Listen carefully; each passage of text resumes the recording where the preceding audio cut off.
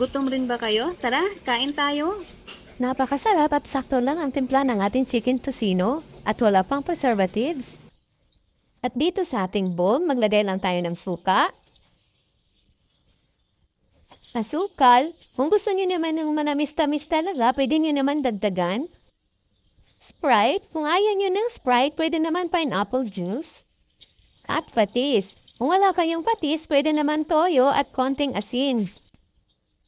At maglagay din tayo ng paminta. Pwede kayo magdagdag o magbawas, depende sa inyong panlasa. Mix-mix lang natin para matunaw ang asukal.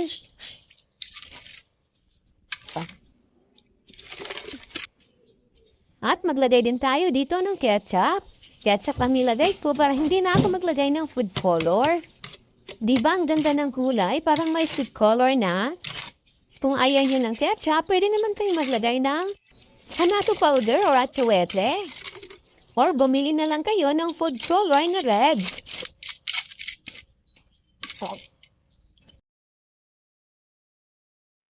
At lagyan din natin ng garlic powder. Kung wala kayong garlic powder, pwede naman yung bawang nyo dyan sa bahay. I-chop nyo lang ng pinong-pino. Mix-mix lang ulit natin.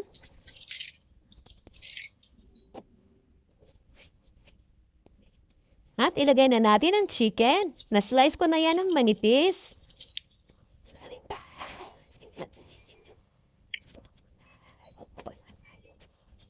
At i-mix lang natin mabuti.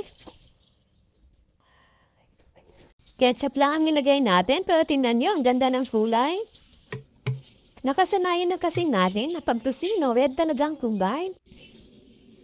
At ilagay lang natin sa refrigerator at i-marinate lang natin ng overnight bago natin lutuin.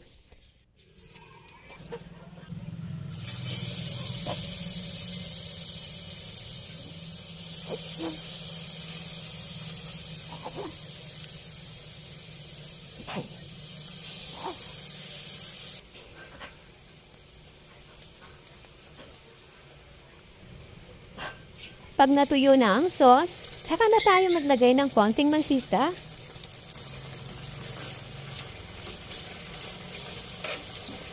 Ayan, nag-caramelize na ang sugar na nilagay natin sa tocino.